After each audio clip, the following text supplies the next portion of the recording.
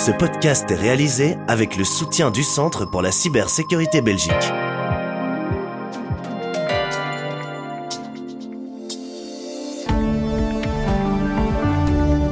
Ravi que vous écoutiez Z sur 7, votre podcast quotidien. Aujourd'hui, nous sommes le 5 novembre et votre podcast du jour est animé par Jean-Pascal Ledoux. Bonjour à toutes et tous. Aujourd'hui, dans votre nouvel épisode, les Américains sont en train de décider qui de Trump ou Harris entrera à la Maison-Blanche. Le résultat de cette élection aura un impact sur l'économie mondiale, comme nous l'explique Philippe Ledan, économiste chez ING. Il ne faut pas s'attendre à un grand soutien économique de la part de l'administration Harris. Bart De Wever a démissionné, les négociations n'ont pas abouti alors que Voorhout a annoncé les quitter. L'Open-VLD a été mentionné pour remplacer le Parti socialiste, mais comme le souligne Bruno Coleman, ce choix ne fait pas l'unanimité. Je pense que ce serait dangereux d'avoir un gouvernement trop à droite. Et pour suivre, les inondations en Espagne réveillent les assureurs en Belgique, les BRICS veulent créer leur propre monnaie pour contrer le dollar, et nous parlerons aussi Flicky, une intelligence artificielle qui permet de faire des vidéos rapidement. Restez à l'écoute pour vos analyses Z sur 7. Z sur 7 à la une.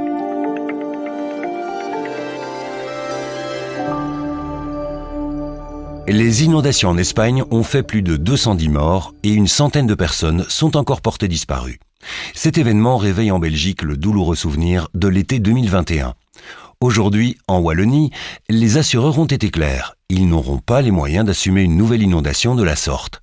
Le plafond légal d'indemnisation est bien en dessous de la facture des inondations, comme l'explique Hein Lanois, CEO d'Assuralia. Si on compare ça avec 2021, donc là on avait un montant d'à peu près de 2,5 milliards.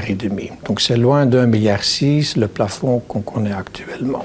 L'Espagne, elle, peut compter sur un fonds public dédié aux catastrophes naturelles. Mais chez nous, tout repose sur les assureurs privés. Et cette fois-ci, la Wallonie ne sera plus en mesure d'intervenir comme auparavant. La région wallonne était prête à intervenir pour le solde. Hein Lanois toujours. Et on l'a donné à la région une prête sur 8 ans, qui est toujours en cours d'ailleurs. Et donc, cette situation-là, aujourd'hui, ne serait plus possible. Parce que les assureurs, ils veulent plus que jamais une clarté légale. Ils veulent pouvoir gérer leurs provisions, gérer leurs primes dans le cadre d'une réglementation claire. Les sinistrés risquent de ne pas être entièrement indemnisés et devront attendre, pour certains, parfois plusieurs années. On ne va pas pouvoir indemniser à 100%. Il y a également les retards, parce qu'on va devoir déterminer le montant exact des dommages et repartir ça sur base de l'enveloppe d'1,6 milliard dont on dispose. Ça va demander le temps des expertises, ça va demander le temps des contestations, et donc ça veut dire qu'après 2 ans, plus ou moins, on aura une idée exacte de ce que les gens vont pouvoir toucher. La hausse des catastrophes naturelles a poussé les assureurs à réclamer une réforme pour que la facture soit partagée entre l'État et le privé, au risque de ne pas pouvoir gérer des sinistres majeurs comme en Espagne. Z sur 7 à la une.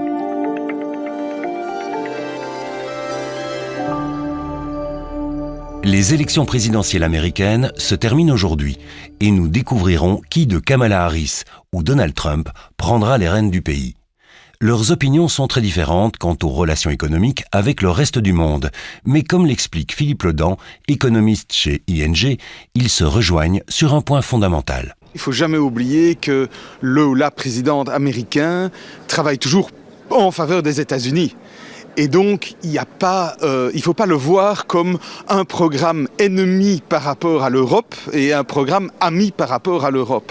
Dans les deux cas, il y a la volonté de maximiser la croissance et l'emploi aux États-Unis. La fin reste donc similaire, mais les moyens, eux, diffèrent. La démocrate veut augmenter le pouvoir d'achat et relever l'impôt des entreprises. Le milliardaire républicain, de son côté, veut réduire ses impôts pour se concentrer sur les taxes douanières, 60% sur les importations chinoises et 10 à 20% pour le reste du monde. Philippe Ledan à nouveau. On a vu que ces dernières années, les flux commerciaux européens se sont un peu plus détournés de l'Asie et se sont un peu plus concentrés vers les États-Unis. Et donc si maintenant on a introduit des tarifs douaniers, ce serait évidemment dommageable. L'élection de Trump pourrait aussi mener à un désengagement militaire américain, ce qui pousserait l'Europe à investir dans sa défense et donc influer sur l'économie. Kamala Harris serait-elle la candidate pour l'Europe ? Il ne faut pas s'attendre à un grand soutien économique de la part de l'administration Harris vis-à-vis de l'Europe. Ça n'existe pas, ça. C'est en priorité l'économie américaine. Mais, néanmoins, on peut imaginer que ça se ferait dans un climat où, ne fût-ce que ça, l'administration américaine reconnaît l'importance des flux commerciaux avec l'Europe et d'avoir une Europe en bonne santé économique pour maximiser la croissance américaine. Donald Trump ou Kamala Harris, dans tous les cas, le vainqueur devra être soutenu par la majorité du Congrès pour faire passer ses réformes. L'ancien président a déjà annoncé qu'il le contournerait si nécessaire. Z sur 7 à la une.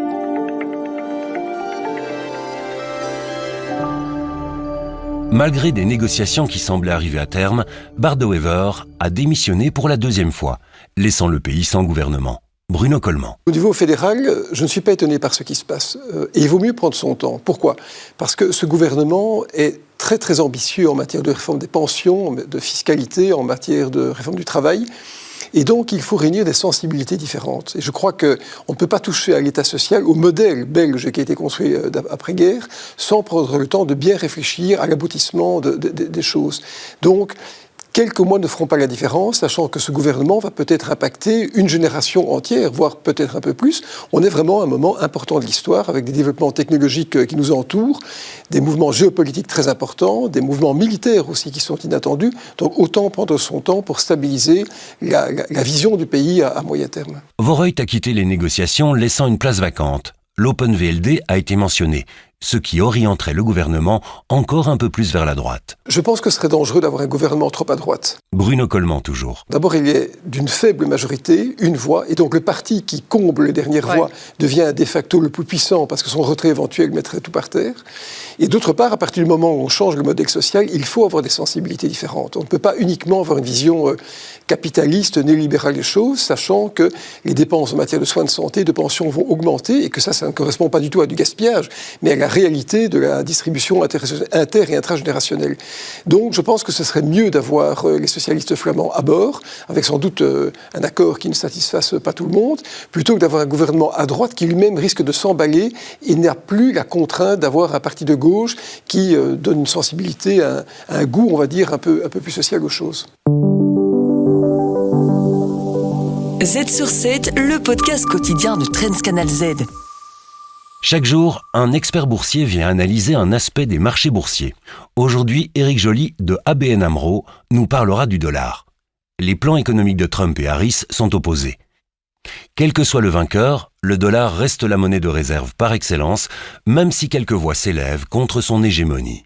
On l'a vu récemment, il y a un sommet en Russie, donc les BRICS, c'est 5 pays fondateurs, à savoir le Brésil, la Russie, la Chine, l'Inde et l'Afrique du Sud.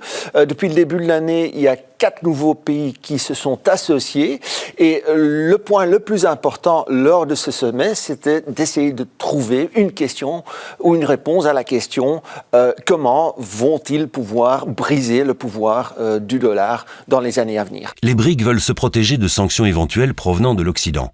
L'une des solutions a été d'investir dans l'or. C'est ce qui explique en partie la bonne tenue de l'or depuis le 1er janvier de cette année. Maintenant, ce n'est pas tout à fait nouveau. Il faut savoir qu'entre 2008 et 2021, les banques centrales de ces pays BRICS ont acheté en tout et pour tout 6600 tonnes d'or. Mais même en ayant eu cette diversification, le constat est qu'aujourd'hui, les banques centrales détiennent toujours 58% des réserves de devises étrangères en dollars. Donc, pour vous dire que l'impact du dollar est toujours très important pour l'instant. Une autre solution, les BRICS ont proposé de créer leur propre monnaie. Ce n'est pas tout à fait illogique non plus. Il faut savoir que les BRICS, ça représente quand même 37% du PIB mondial. C'est 44% de la population mondiale, et c'est sans tenir compte du fait qu'ils ont envoyé une invitation à l'Arabie Saoudite pour les rejoindre. jusqu'à maintenant, ils n'ont pas répondu favorablement, mais on ne sait jamais. Quoi qu'il en soit, aujourd'hui, dans la totalité des paiements qui sont effectués à travers le monde, il n'y a que 6% de ces paiements qui, effectivement, sont payés en devises des BRICS, soit en roupies ou en roubles ou en yuan. L'Arabie Saoudite pourrait rejoindre les 5 États membres et avoir un impact sur le pétrole qui est négocié en dollars. Le bloc des BRICS représente plus ou moins un tiers du marché pétrolier. Éric Joly toujours. Admettons que l'Arabie Saoudite décide quand même de rejoindre le club, ça passe à 40%. De notre côté, vous avez un autre bloc, les États-Unis, le Canada, le Mexique. À eux trois, ils détiennent également plus ou moins un tiers du marché pétrolier. Et donc, il est un fait certain que ce mini-bloc, de toute façon, c'est le dollar qui restera roi au sein de ce bloc-là. De son côté, la Russie veut créer son propre système bancaire. La New Development Bank serait une alternative à la Banque mondiale, mais là aussi, je pense qu'on est très loin du compte, puisque les divergences entre les différents membres des BRICS, aussi bien sur le plan économique, démographique, c'est énorme. Et bien souvent, ce sont des concurrents. Hein. Donc l'Inde et la Chine, c'est des concurrents. La tech au quotidien.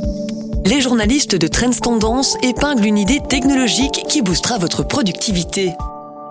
Pour terminer cet épisode, Christophe Charlot, journaliste de Trends Tendance, va nous parler des vidéos créées avec l'intelligence artificielle. À l'heure du web et des réseaux sociaux, la vidéo devient reine et c'est vrai que dans la communication, utiliser des vidéos fait généralement mouche sur les réseaux sociaux parce qu'elles sont plus engageantes, plus attirantes, mais voilà, créer des vidéos n'est pas toujours aussi simple, ça peut prendre du temps. Enfin, ça c'était avant. Effectivement, aujourd'hui on peut facilement réaliser des vidéos grâce à l'IA. Ah, tout à fait, parce que vous avez de plus en plus d'applications qui permettent, grâce à l'IA, de réaliser des vidéos sans vraiment devoir faire de montage et sans trop de complications. Vous avez par exemple Flicky, F-L-I-K-I, qui permet de créer des vidéos à partir de textes en quelques clics seulement.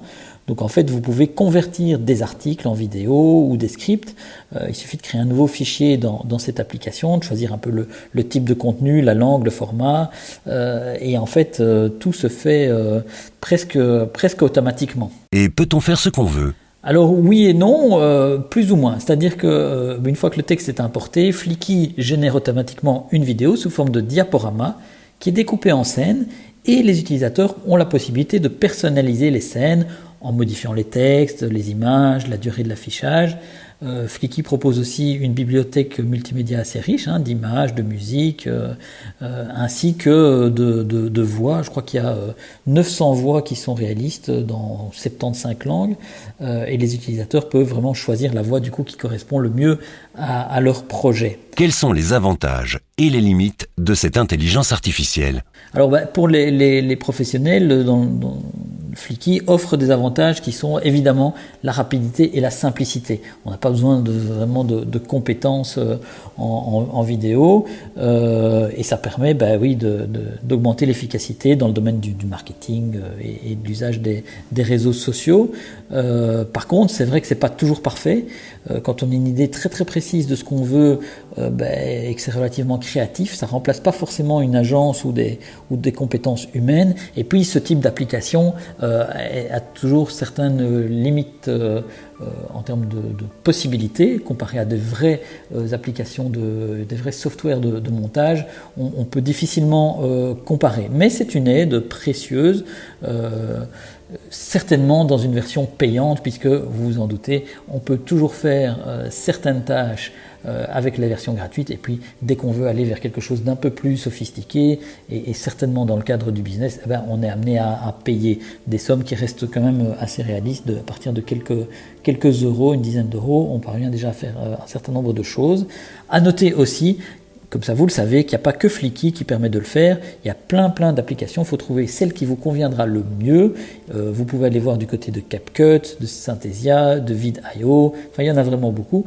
En tout cas, c'est bien de le savoir et d'expérimenter les différentes possibilités, de trouver celle qui vous fera vraiment devenir plus productif. Merci à toutes et tous d'avoir suivi cet épisode. On se retrouve demain pour un nouveau podcast avec en prime l'analyse de Peter de Keyser sur les prévisions de croissance du FMI. En attendant, restez à l'écoute de l'astuce de la CCB quant aux solutions antivirus pour vos appareils. Z sur 7, le podcast quotidien de Trends Canal Z.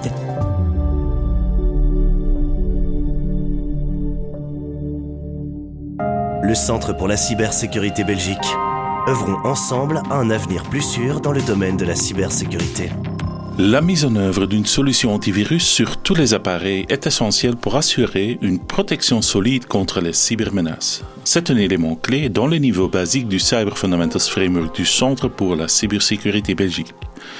Cette solution doit être installée non seulement sur les ordinateurs de bureau et les ordinateurs portables, mais aussi sur les appareils mobiles, les serveurs et les appareils IoT.